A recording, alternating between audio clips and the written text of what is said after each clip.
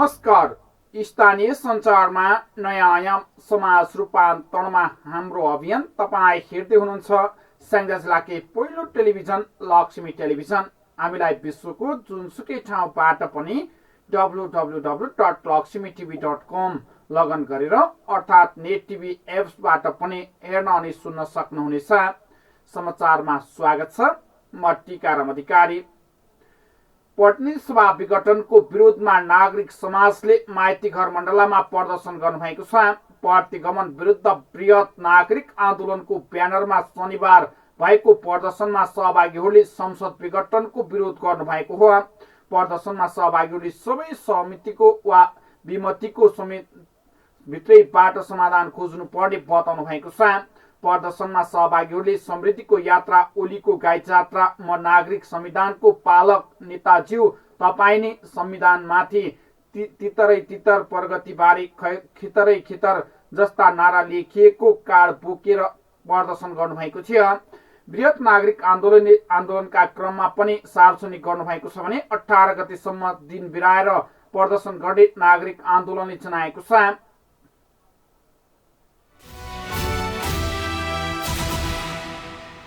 ऊखु किसानले शनिबार पनि माइतीघर मण्डलामा प्रदर्शन गर्नुभयो। चिनी मिलबाट ऊखुको बक्यौता रकम भुक्तानीको माग गर्दै किसानहरू शनिबार पनि सडकमा निस्कनु भएको हो।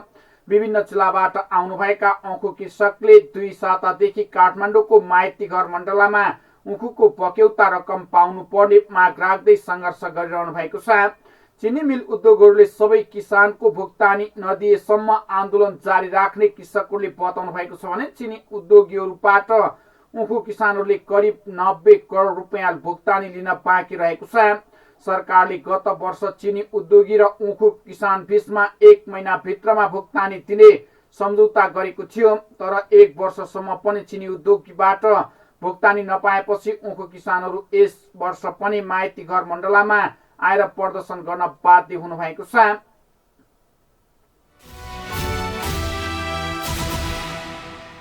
राष्ट्रिय प्रजातन्त्र पार्टी राप्रपाले शनिबार काठमाडौँमा मोटरसाइकल र्याली निकालेको थियो। राप्रपाले राज संस्था र हिन्दू राज्यको माग गर्दै काठमाडौँमा मोटरसाइकल र्याली निकालेको हो।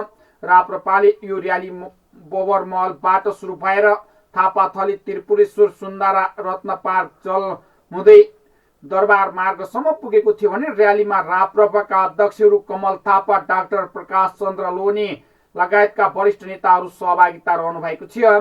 राप्रपाले राज संस्था र हिन्दू राष्ट्रको माग गर्दै विभिन्न सङ्घर्षका कार्यक्रम समेत घोषणा गरिसकेको छ। पुस 17 गते उपत्यकामा बृहत प्रदर्शन गर्ने तयारी गरेको राप्रपाले जनाएको छ।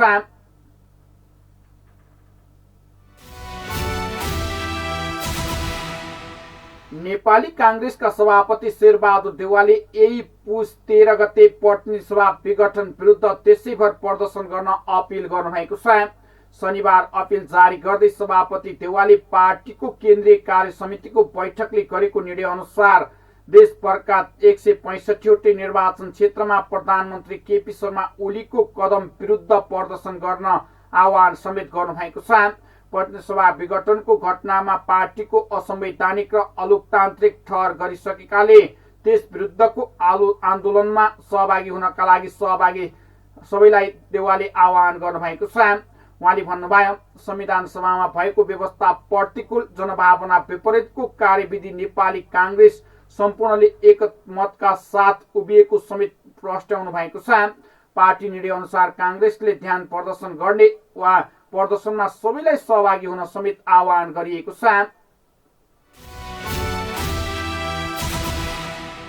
नेकपा प्रचण्ड माधव समूहका नेता सुरेन्द्र पाण्डेले प्रधानमन्त्री केपी शर्मा ओलीलाई नयाँ राजा बन्ने प्रयास नगर्न चेतावनी दिनुभएको छ। शनिबार धादिङ काठमाडौँ सम्पर्क मञ्चको कार्यक्रमलाई सम्बोधन गर्दै नेता पाण्डेले प्रतिनिधि सभा विघटनसँगै प्रधानमन्त्री ओलीको ओह्रालो यात्रा सुरु भएको बताउनु भएको छ। संविधानले दिँदै नदिएको अधिकार प्रयोग गरेर संसद विघटन गरेको भन्दै उहाँले भन्नुभयो, संसद पुनर्स्थापना हुनै पर्ने दावी गर्नुभएको छ। अब ओलीले अदालत पनि विघटन गरे भयो नि राष्ट्रपतिले हस्ताक्षर गर्ने भन्ने के हुन्छ? कुनै प्रबन्ध बिना नै पनि गर्ने हो भने त्यो पनि त्यसमा के फरक पर्छ? उहाँले प्रश्न गर्नुभएको छ। हिजो राजालाई न्यायाधीशहरूलाई हटाउने अधिकार हुने स्मरण गर्दै उहाँले यहाँ नयाँ राजा बन्ने प्रयास नगर्न ओलीलाई चेतावनी समेत दिनुभएको छ। ओलीजी नयाँ राजा होइन, नयाँ राजा बन्ने कुचेष्टा नगर्नुहोला उहाँले अघि भन्नुभयो। खबरदार, तपाईँ यो बाटोमा हिँड्नुभयो भने तपाईँको यात्रा पनि धेरै परसम्म जानेवाला छैन। नेपाली जनताले यो यात्रालाई रोकेर बीचमै रोकिने छाड्नेछन्। पाण्डेले अदालतलाई पनि खबरदारी गर्नुभयो। कसैको अनुहार हेरेर होइन, संविधान र कानुन हेरेर निर्णय गर्नुहोस् उहाँले भन्नुभयो। अनुहार हेरेर निर्णय गर्नुभयो भने यो देशले दुःख पाउनेछ। तपाईँहरू पनि त्यसबाट अछुतो रहने छैन। उहाँले संवैधानिक र कानुनी बन्दोबस्त र नतिजाहरूलाई नजिकबाट हेरेर संसद विघटन बारे फैसला गर्न आग्रह गर्नुभएको छ। हामीलाई विश्वास छ तपाईँहरू त्यसबाट दायाँ बायाँ जानुहुन्न। संसद पुनर्स्थापना हुन्छ, किनकि संविधानले यसरी संसद विघटनको परिकल्पना गरेकै छैन, नेता पाण्डेले भन्नुभयो। पार्टीको बहुमत सदस्य आफूहरूसँग भएकाले नेकपा र सूर्य चिन्ह आफूहरूसँगै रहने उहाँले दावी गर्नुभएको छ। तर देशभित्र र बाहिर प्रतिक्रियावादीहरूको बेलामा रहेको उनीहरूको षड्यन्त्रको शिकार देश हुन सक्ने तर्फ सचेत रहन समेत उहाँले आग्रह गर्नुभएको छ।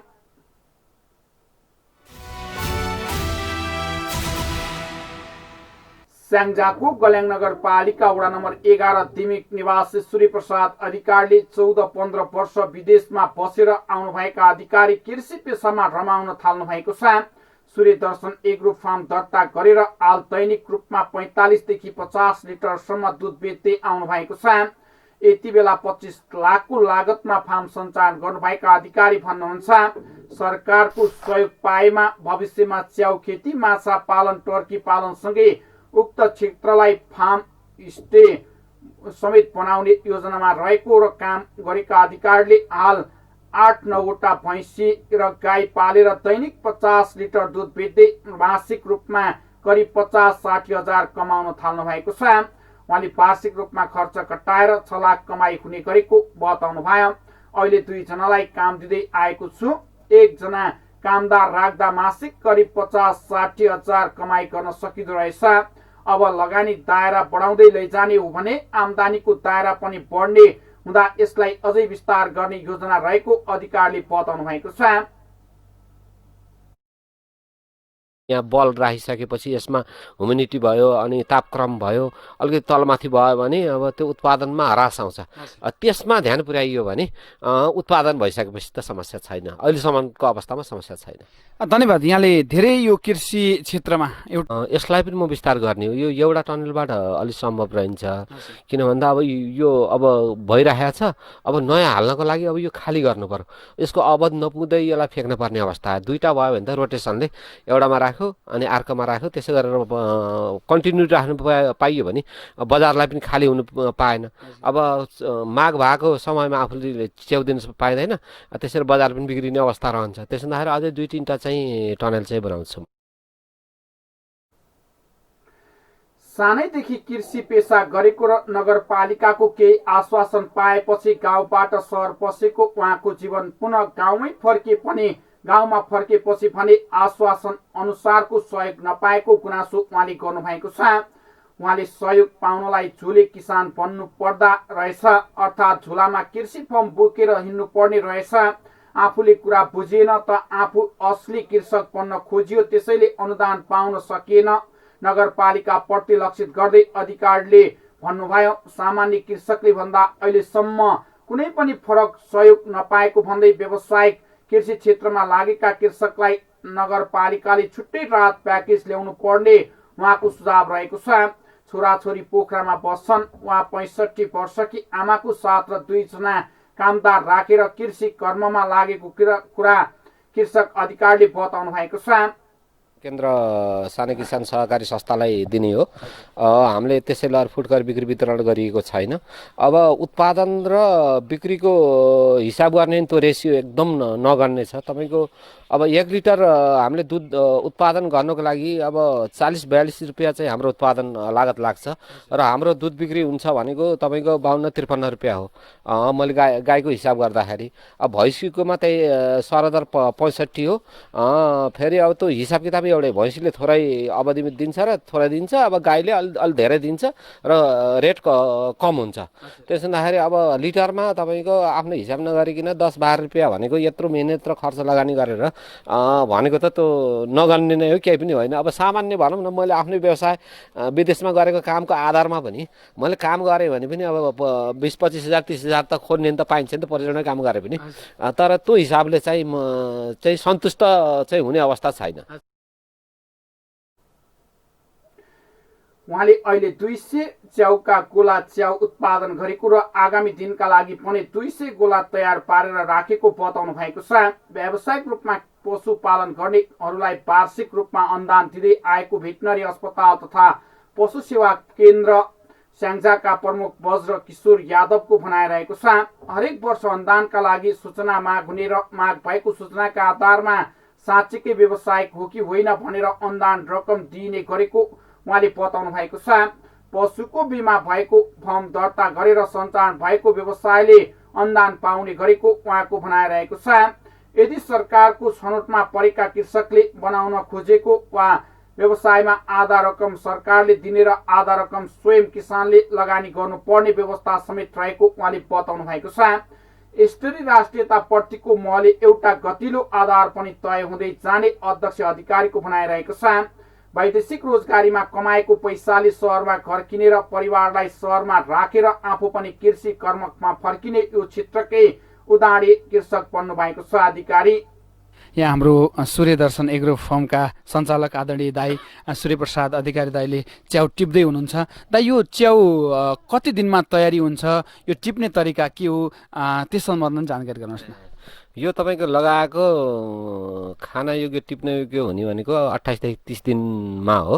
21 दिनसम्म अँध्यारो कोठामा राख्नुपर्छ, यो हावा र प्रकाश नछिर्ने ठाउँमा। त्यसपछि चाहिँ हावा र प्रकाश दुवै चाहिन्छ, पानी दिनुपर्छ। र अब यो टिप्ने क्रममा चाहिँ अब तपाईँ कसरी टिप्नुपर्छ भन्दा यसलाई यसरी उखेल्ने होइन कि यसलाई फोल्ड यसरी योपालि यता योपालि यता गरेर यो सिधै तान्दाखेरि यो बलबाट परालहरू आउँछ। यसरी गरियो भने ठ्याक्क यो च्याउ मात्रै आयो। र यो टिप्ने क्रममा यो बाँकी रहेको पनि टिप्नुपर्छ र यो सानसाना बिउरा फेरि पलाउँछ भनेर यहाँ राख्नु हुँदैन। यसैबाट तपाईँको फेरि यो नचाहिने किसिमका भाइरसहरू आएर यो डल्लालाई कुहाउने सम्भावना हुन्छ। त्यसरी चाहिँ टिप उहाँकी 65 वर्षीय आमा टोपला अधिकारी भन्नुहुन्छ, काम नगरी बस्नु हुँदैन, काम गरे मात्रै शरीरका विभिन्न अङ्ग सञ्चारमा आउने व्यायाम हुने भएकाले निरोगिताका लागि पनि काम गर्नुपर्ने बताउँदै आफ्नो कर्म गरेर नगदे पाली च्याउ र दुध बेचेर हातमा पैसा समाउन पाउँदा आफूलाई खुसी लागेको कुरा टोपला अधिकारीले बताउनु भएको छ। कति वर्ष उमेर हुनुभयो आमा? म 65। यति 65 वर्षको उमेरमा नि यति ऊर्जाशील हुनुहुन्छ। कतिखेर हामी आएदेखि नै तपाईँ बसेकै देखेकै छैनौँ। तपाईँ घरि के गर्नुहुन्छ, घरि के गर्नुहुन्छ, यति ऊर्जाशील हुनुहुन्छ। र अझै यो क्षेत्रमा बाबुसँग सहकार्य गर्नु भएको छ, बाबुलाई साथ दिनु भएको छ, कस्तो अनुभूति भएको छ? रमाइलो भएको छ मलाई। तपाईँ जस्तै आमा दिदी बहिनीहरूले जसलाई हामीलाई लक्ष्मी टेलिभिजन हेर्न बस्नु भएको छ है, अहिले टेलिभिजन सेटमा देख्नु जो वस्तु दिएर नगद हातमा पर्दाखेरि कस्तो अनुभूति हुन्छ आमा? रमाइलो हुन्छ। गर्नुहोस्, त्यसै हात खुम्च्याएर नबस्नुहोस्, त्यसै ज्यान भारी हुन्छ के। हिँडिरहने चलिरहने गरेपछि आफ्ना इन्द्रिय सक्रिय हुन्छन्। आफैलाई फाइदा हो, अरूलाई फाइदा हुँदैन।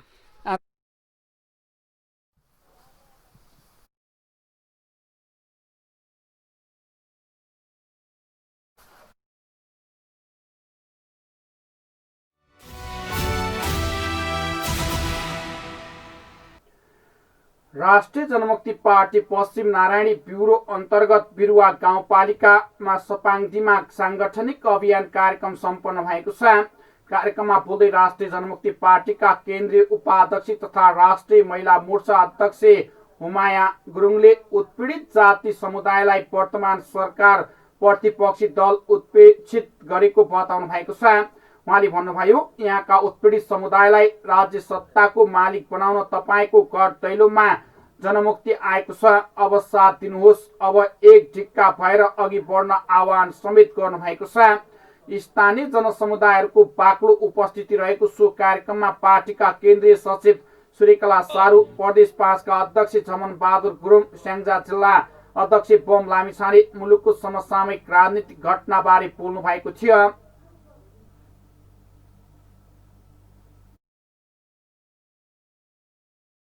सबैलाई चिन्नुपर्छ, यो देशको सम्पत्ति हो, यो राष्ट्रियता भनेर बुझ्नुपर्छ।